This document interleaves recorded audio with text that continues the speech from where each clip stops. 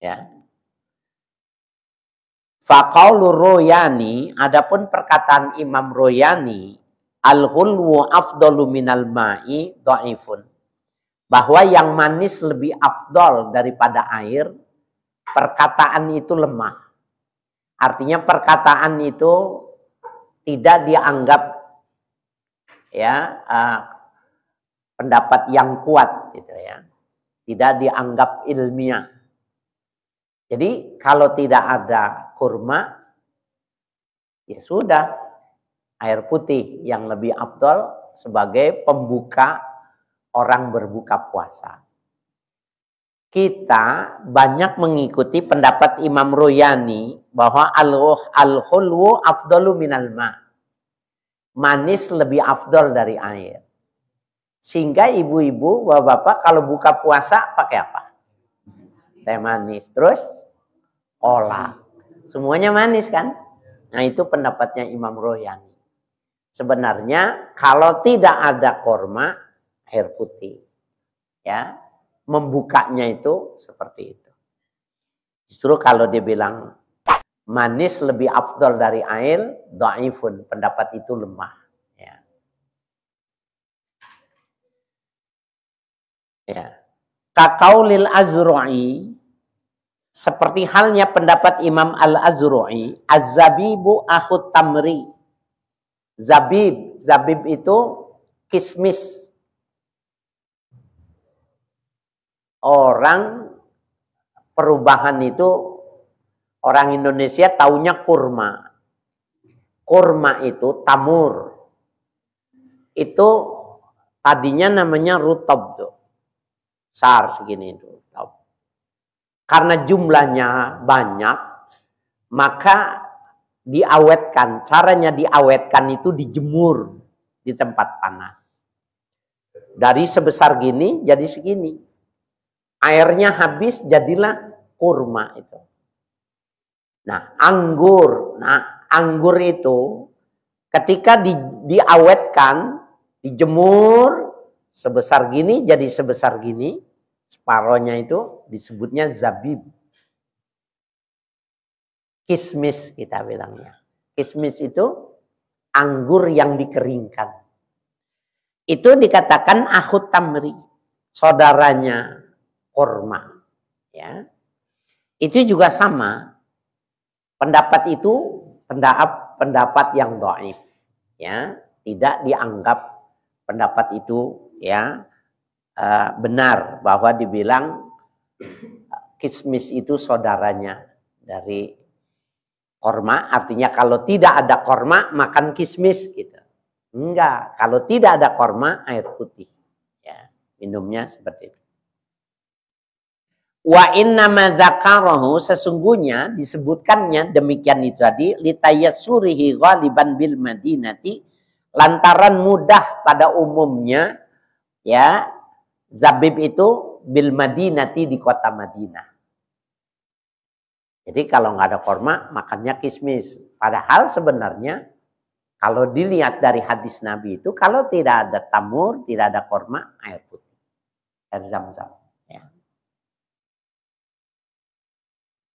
Wa yusannu ayyakula akibal fitri, dan sunnah mengucapkan setelah dia berbuka. Kapan setelah berbuka? Setelah berbuka itu bukan setelah kenyang. Kalau kita bilang setelah berbuka, kenyang, bukan. Berbuka itu, ya ada juga orang nggak ngerti nih ya. Biasanya di kantor-kantor nih, duduk. Allahumma laka sumtu wa bika amantu. Bukan begitu. Bukanya tetap baca basmalah. Bismillahirrahmanirrahim. Nah, batal. Baru Allahumma lakasumtu. Bukan berbuka bismillahnya digeser jadi lakasumtu, bukan. Banyak yang salah meletakkannya itu. Jadi sunnah akibal fitri, setelah berbuka, bukan setelah kenyang. Ya, Allahumma laka sumtu, ya Allah, karenamu aku berpuasa. Wa ala rizqika aftartu, dan dengan rizkimu aku berbuka puasa. Ya, itu kalau bukannya dengan kurma. Cuma segitu aja nih. Allahumma laka sumtu wa ala rizqika aftartu. Wa yazidu in aftara bil ma'i, dan ditambahkan apabila berbukanya dengan air. Zahabat zama'u, telah hilang dahaga. Wabtalatil uruqu, dan telah terurai, ya, apa ini, urat-urat, ya. Wasabatal ajru, dan telah ditetapkan pahala. Insyaallah ta'ala, bila dikehendaki oleh Allah. Jadi kalau berbuka dengan korma berbeda dengan kalau dia berbuka dengan air, ya. Kalau kita kan dipukul rata aja ya. Ya, Allahumma laka sumtu wa bika amantu wa ala rizqika aftartu zahabat zama'u wabtalatil uruqu insyaallah. Wa sabatal ajru insyaallah. Ya, padahal kalau berbuka dengan air yang bacanya dihabiskan. Kalau dengan korma cukup Allahumma laka sumtu wa bika wa ala rizqika aftartu. Ibu-ibu, bapak-bapak kalau buka puasa baca ini enggak? Apa nyerobot terus? Hah? Nancap ya, gasken ya. Karena memang udah dendam ya. Dari jam 4 udah dendam ya. Malah dulu masih kecil beli es serut jam 1 siang saya. Jam 1. Setiap setengah jam saya liatin udah kurang. Cair. Setengah 5 udah cair. Salah belinya. Semangat ya. Masih kecil.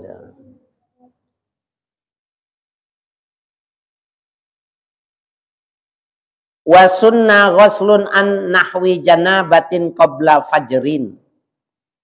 Dan sunnah mandi seumpama janabat. Ya, janabat itu status di mana seseorang itu hadas besar. Orangnya namanya junub, ya, statusnya janabat. Sunnah mandi janabat qabla fajrin, sebelum fajar. Ya, jadi sebelum fajar mandi. Kalau dia tidak mandi ya sah, karena puasa tidak ada kaitannya dengan hadas besar, ya. Li'alla yasilal ma'u ila batinin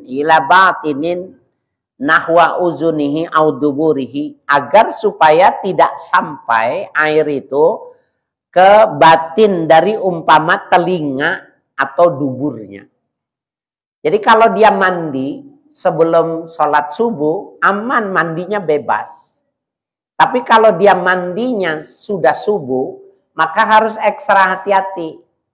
Bisa jadi masuk air di telinga. Kalau dia mandinya berendam, dulu kan mandinya berendam di kali, maka bisa jadi ya masuk air duburnya kalau dia kentut. Waktu kentut tuh buang gas, itu narik tuh, seger.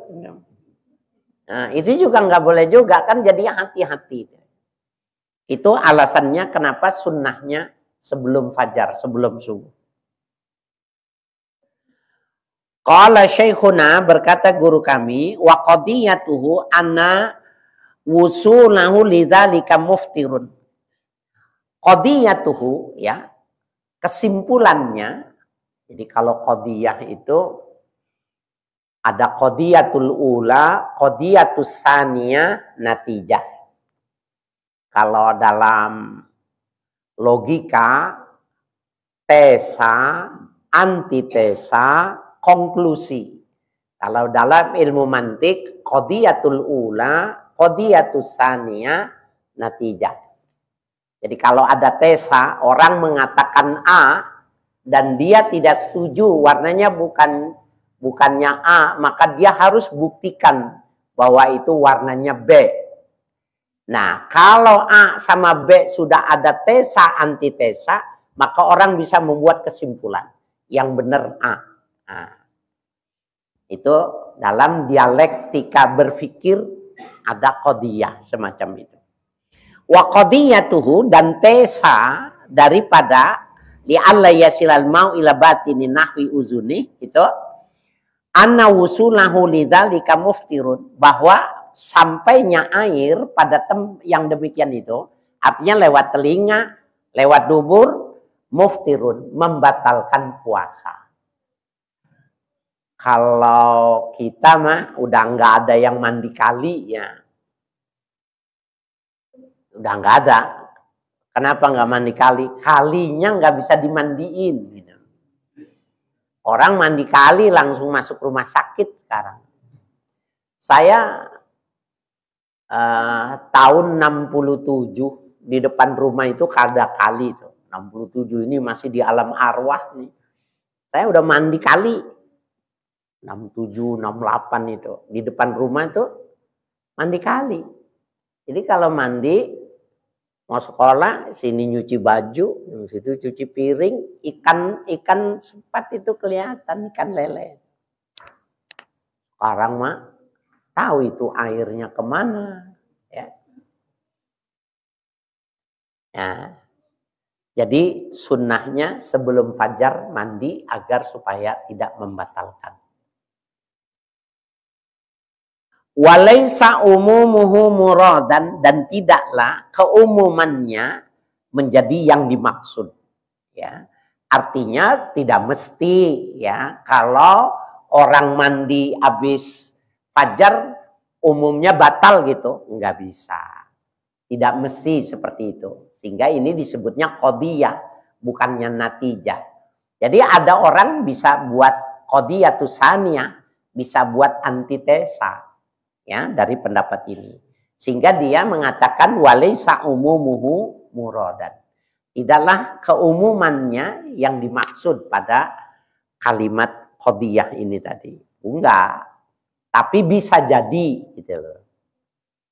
Ya, yang aman mandi sebelum sholat subuh. Kama huwa zahirun, sebagaimana pendapat yang demikian itu zahir, ya jelas. Akhzan mimma marra, ya, mengambil faedah dari yang lalu.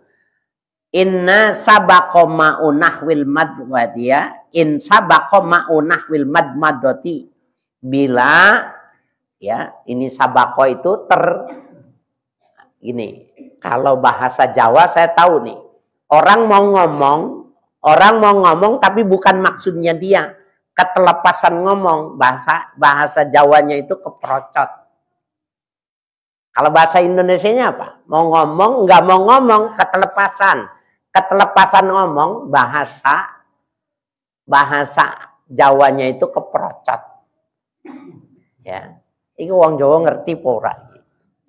Ya, nah kalau kita madmadah, kumur-kumur nih. Kemasukan apa bahasa Indonesianya? Ketelepasan, tapi air. Apa bahasa Indonesianya? Kalau ketelan itu maknanya sudah masuk melewati dari batas kerongkongan, namanya telan. Bukan nih, kita lagi kumur-kumur, hati-hati. Airnya ada yang lompat gitu. Itu namanya sabkuma. Ya. Kalau ngomong keprocot. Ya. Kita kadang-kadang banyak ya bahasa Indonesia yang tidak lengkap. Ya, jadi yang lalu kan begitu. Ya, in sabaqa ma'wi nahwil madmadoti, bila terdahului oleh air kumur-kumur. Kan kumur-kumur nggak boleh mubalaghah. Kenapa? Dikhawatirkan airnya itu masuk gitu. Nah, maksudnya qadiyah ini sama dengan itu. Kenapa dianjurkan mandi sebelum subuh? Dikhawatirkan dia batal karena air masuk lewat telinga. Air bisa masuk lewat dubur. Ya, itu namanya sabkul ma. Cuma penterjemahannya Apa coba bahasa Indonesianya? Ketelepasan.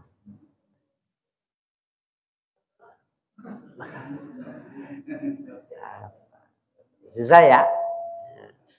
Pak Guru gimana nih bahasa Indonesia ini? Iya. Jadi bahasa kita memang belum tua. Ya. Jadi masih serapannya itu masih banyak yang kurang. Ya seperti insabaqa ma'wi nahwil madmadatil al-masyru'i. Ya, seperti halnya bila terkuasai oleh air kumur-kumur yang disyariatkan. Awaslul famil mutanajjis, atau membasuh mulut yang mulutnya terkena najis. Hati-hati tuh. Umpamanya ya, gigit sesuatu, crot gitu loh. Ada darahnya.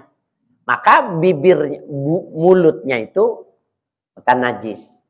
Giginya otek, malas gitu, cabut, keluar darah. Nah, maka mulutnya mutanajjis. Kalau dia membersihkan mulut, mesti hati-hati kalau dia dalam keadaan berpuasa. Karena bisa sabkul ma. Ya, ketelepasan air. Ya, kita anggap itulah ya, ketelepasan air. Ya. La yuftiru li uzrihi, yang tidak membatalkan li uzrihi karena dianggapnya uzur. Ya.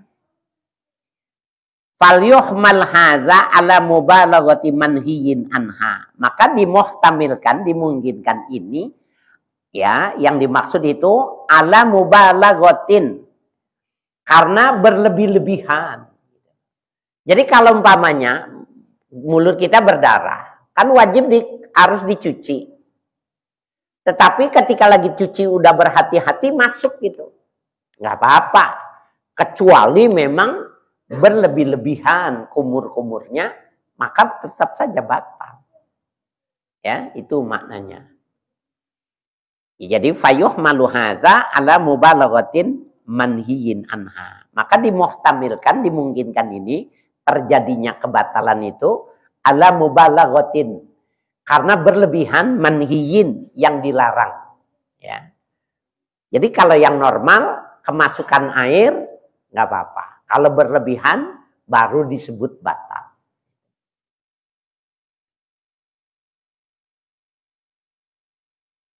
Ya. Wa sunna kafu nafsin an ta'amin fihi syubhatun. Dan sunnah menahan nafsu, menahan keinginan, an ta'amin fihi syubhatun, dari makanan yang di makanan itu syubhatun. Ada hal yang syubhat. Syubhat itu halal belum jelas, haramnya juga belum jelas. Itu namanya syubhat. Ini sebenarnya anak-anak muda sekarang itu perlu nih kajian ini. Terutama ibu-ibu, tapi bukan ibu-ibu sini. Anak-anak muda itu, dia seneng kalau ada restoran baru dari luar negeri, produk baru, dia datang duluan, dia makan duluan, maka sebelum makan temannya mau ngambil juga dulu. Nah, diposting dulu gitu. Bukan begitu ya? Ya, sini dulu. Kata dulu, nggak dikasih makan. Suaminya mau makan, Jadi bukan sodakohnya yang dikirimin, gambarnya yang dikirim. Disuruhnya apa? Sodakoh. Yang dikirim gambarnya. Itu termasuk sunnah yang bisa purna, ya, diantaranya itu. Nah itu bisa terjadi yang semacam itu, ya. Kalau dia subhat mestinya dia mesti tahan. Jadi makanan yang semacam itu, coba deh, apa, Kentucky Jangan ke Tangki yang di pinggir, yang jual Mas Parno, bukan itu. Kentucky, semua makanan, apalagi yang Korea, yang Jepang. Mana lagi itu? Cina, Thailand, itu anak-anak suka. Coba dah, tanya dah, ngobrol dah. Ayamnya, ayam dari sini. Bener tuh. Ya, kemudian terigunya itu dari sini. Tapi bumbunya dari sana. Nah, itu buat kita, dia masuk kandang syubhat itu. Karena anasirnya tidak jelas. Saya di Majelis Ulama Indonesia, ya, saya sampaikan itu bahwa syarat sertifikasi halal itu bukan cuma produk, ya, bukan cuma produk yang jadinya itu tadi, tapi bagaimana bumbunya yang dari sananya itu juga harus menjadi produk halal gitu loh. Nih maksudnya nih, ibu-ibu lebih tahu. Ada sambal jadi ya, kecap jadi, sambal jadi, sambal basah nih, sambal kering, macam-macam itu. Ini harus ada sertifikasi halal. Kenapa giliran produk makanan itu, ya bumbunya tidak masuk produk halal, tetapi hasil dari makanannya itu yang diseleksi. Sehingga ya rada-rada tegang juga pembahasan yang semacam itu, karena memang dia nggak mau bumbunya itu ketahuan, racikannya itu nggak mau. Maka orang Islam harus masukkan itu pada kerangkeng syubhat, kecuali dia mau mendapatkan sertifikasi. Seperti halnya kita kecap itu harus ada sertifikatnya itu. Kecap, maaf nih, yang satu saset berapa duit harganya? 1.000 aja harus sertifikasi. Kenapa Kentucky yang sebesar itu tidak masuk? Tetapi yang sudah digoreng, yang sudah jadi, baru itu dimasukkan. Nah ini ya satu hal yang menarik. Sekarang Haikal Hasan ini nggak tahu kebijakannya gimana ya. Jadi jangan dimakan itu. Ya, karena tidak jelas. Apalagi negara yang dimaksud itu adalah negara yang tidak mengharamkan babi. Coba deh. Makanan daging-daging apa yang paling nikmat? Babi. Lemak-lemak apa yang paling bagus? Ya, babi. Bahkan sampai pankreas babi itu adalah pankreas yang terbaik dalam melakukan katalisasi mikrobiologi. Sehingga AstraZeneca yang kemarin disuntikan ke tubuh kita itu juga adalah proses istihalah dari pankreas babi. Ibu-ibu nih kalau mau operasi supaya kantungnya ini hilang, operasi pakai ini pakai babi, ininya supaya rapid, sini pakai babi, sini supaya tarik, ya pakai babi. Suaminya tidur ngelonin siapa tuh? Dan itu babi itu yang paling dekat DNA-nya dengan manusia. Nggak ada yang sehebat. Tapi Allah bilang kamu nggak boleh. Maka orang-orang yang pingin kecantikan di Korea itu yang operasi bukan perempuan doang, laki juga operasi. Tarik, ya. Anak-anak sekarang itu senang dengan papa Korea, ya. Jadi sunnah kaffun nafsin an ta'amin fihi syubhatun. Sunnah menahan nafsu, keinginan dari makanan yang di dalamnya syubhat. Ya, zamannya syubhat. Wasyahwatun mubahatun, dan menahan daripada syahwat yang mubah. ya, min masmu'in, ya, dari hal yang dia mendengar, wa mubsarin, yang dia melihat, wa maswutibin, ya, dari ya menyentuh wewangian, wa syumihi, dan menciumnya. Jadi kalau di situ ada an-nasir syubhat, jangan lakukan. Ya, jangan dilakukan kecuali memang dia sudah terjadi istihalah. Ada minyak wangi yang mahal itu namanya al-misku, misku. Kalau di dunia barat disebutnya masdi. Ya, bahasa Arabnya misk. Bahasa Inggrisnya orang dibilang masdi. Itu adalah satu-satunya minyak wangi yang hewani. Satu-satunya. Semua parfum itu nabati. Dari daun, dari batang, dari kulit, dari akar, dari buah. Tapi satu yang hewani itu masdi itu tadi. Atau minyak misik. Jadi di samping kemih itu ada kelenjar darah. Pada rusa pejantan yang sudah keluar taringnya di hutan, maka dia punya tuh. Kalau belum keluar taring, dia belum punya kemih. Masdi itu tadi. Nah, darah ini najis. Dipotong, ya, didiamkan. Ada kalau orang yang melakukan percepatan itu dimasukin alkohol. Kalau kita lihat di Google itu dimasukin alkohol. Maka terjadi istihalah, perubahan bentuk. Lama-lama warnanya bukan merah darah. Ya, warnanya mulai pudar dan dia harum.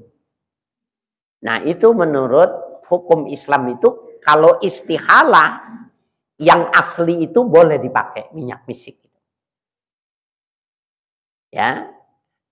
Nah, itu kalau yang dicampur itu yang dimaksud dengan syubhat. Jadi kita boleh pakai minyak misik yang kita tahu proses pembuatannya alami. Dan kalau kita ragu berarti syubhat, jangan dipakai.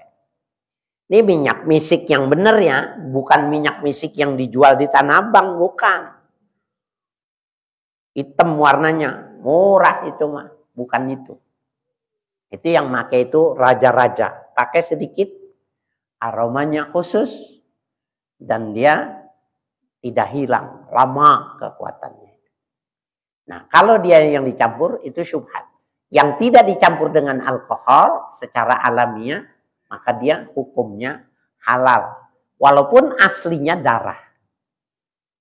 Namanya istihalah.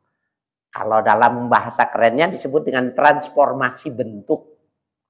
Inqilabu haqiqati syai' ila syai'in akhar. Berubahnya satu hakikat kepada hakikat yang lain. Ya. Itu nggak boleh. Walau ta'aradat, ya, apabila ta'aradat bertentangan karohatu masjid tibil lisaimi, maka ya, walau ta'aradat, seandainya ditawarkan, ya, karohatu masjid tibi, ya, bertentangan itu ada ketidaksukaan menyentuh apa itu tib, ya, wewangian lisaimi bagi orang yang berpuasa. Waraddat tibu, ya, kemudian ditolaknya itu tadi tib, ya, sesuatu yang wangi itu tadi. Fajtinabul masi aula, maka menolak dari menyentuh itu lebih bagus. Jadi ta'aradatnya di sini perselisihannya, ya, antara kemakruhan menyentuh wewangian bagi orang yang berpuasa dan menolak minyak wangi. Kan gini, minyak wangi kalau ditawarkan makruh ditolak. Tapi jangan lupa bagi orang yang tidak pakai minyak wangi. Kan kalau maulidan itu nanti waktu mahalul qiyam itu ditaruh minyak wangi itu. Kalau dia dari rumah nggak pakai minyak wangi, makruh dia menolak. Harus diterima. Kecuali dia dari rumah sudah pakai minyak wangi. Kalau ditiban maka minyak wanginya kalah yang punya dia, maka dia boleh menolak. Itu satu ta'arodatnya. Yang kedua, ketidaksukaan, ya, kemakruhan bagi satu hal menyentuh minyak wangi makruh bagi orang berpuasa bertentangan dengan menolak minyak wangi yang ditawarkan makruh. Bagaimana nih ta'arodat, ya? Bila dua hal hukum itu bertentangan. Maka dikatakan fajtinabul masyi aula, menjauhkan, meninggalkan, menyentuh dari minyak wangi itu lebih utama. Ya, lebih baik dia tidak menyentuhnya ketimbang menggunakan hukum makruh menolak minyak wangi. Kalau lagi puasa. Gini nih, kita lagi puasa. Kita pakai minyak wangi, gini ini. Seger nggak? Makruh. Jadi bukan cuma minum makan. Mencium minyak wangi yang menyebabkan segarnya otak kita, itu makruh juga. Ya. Nah, jadi dia makruh tuh. Tapi menolak orang ngasih minyak wangi makruh juga. Bagaimana ta'aradat bainal makruhain, di antara dua yang makruh. Tidak menerima jauh lebih bagus. Ya, karena dua-duanya itu bertentangan. Li'anna karahatahu tu'addi ila nuqsanil ibadah. Karena kemakruhannya menerima minyak wangi itu dapat mengurangi nilai ibadah. Kita kan nggak kepikiran ya. Jadi ibu-ibu kalau habis mandi sore itu jangan pakai minyak wangi dulu. Bapak-bapak ya. Nah, nanti setelah berbuka boleh. Walaupun tidak batal ya. Cuma sekedar makruh.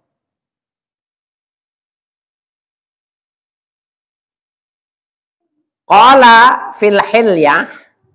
Berkata Tuan Musannif dalam kitab Al-Hilyah. Ya. Al-aula lisaimi tarkul iktihar. Yang lebih utama bagi orang yang berpuasa itu tarkul iktihar. Tidak menggunakan ini celak mata.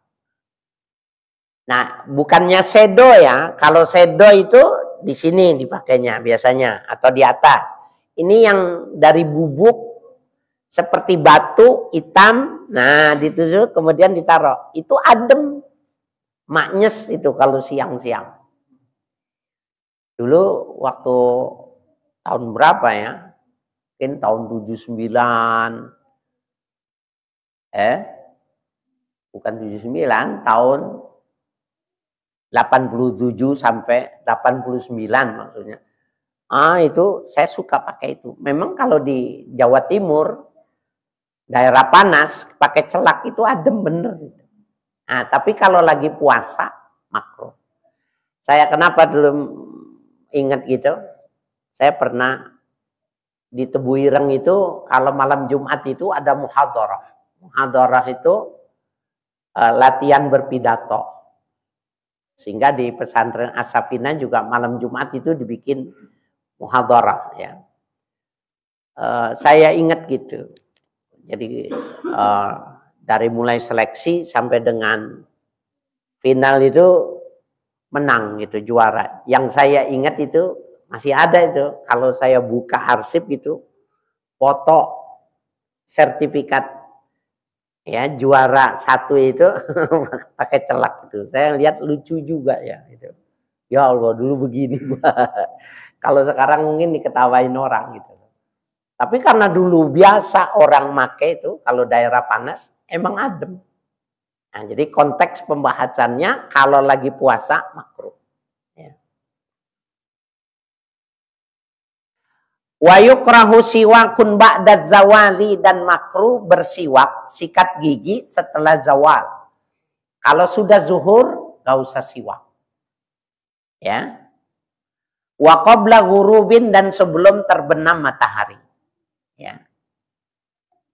Wa innama au akala karihan nasian, ya, meskipun dia tertidur, meskipun dia tidur.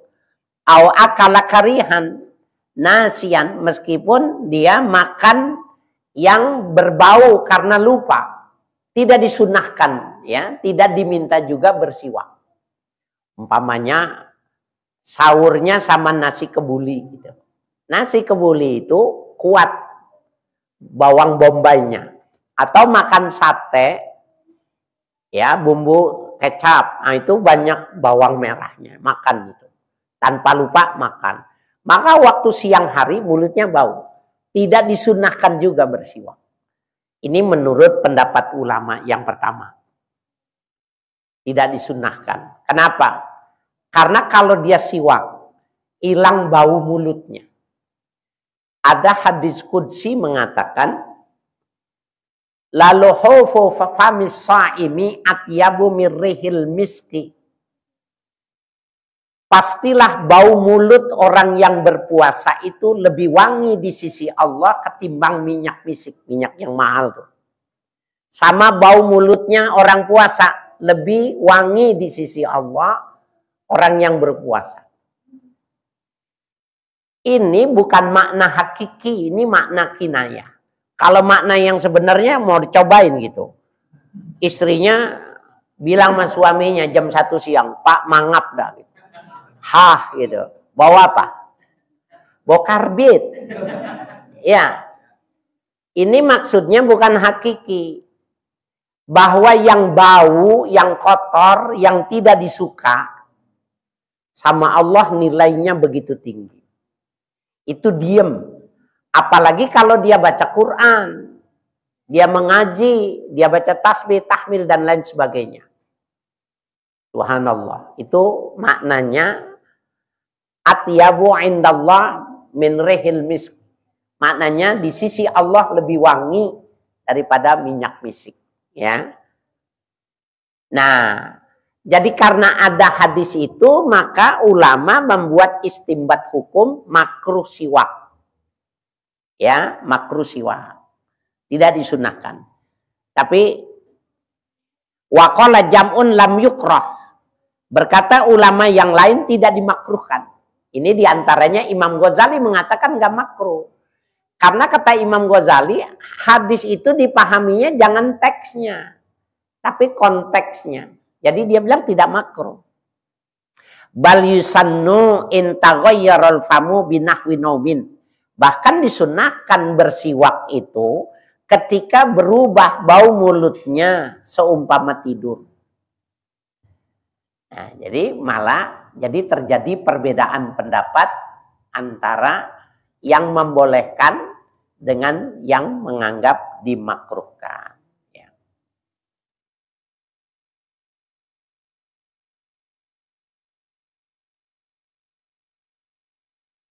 Wa mimma yuta'aqqadul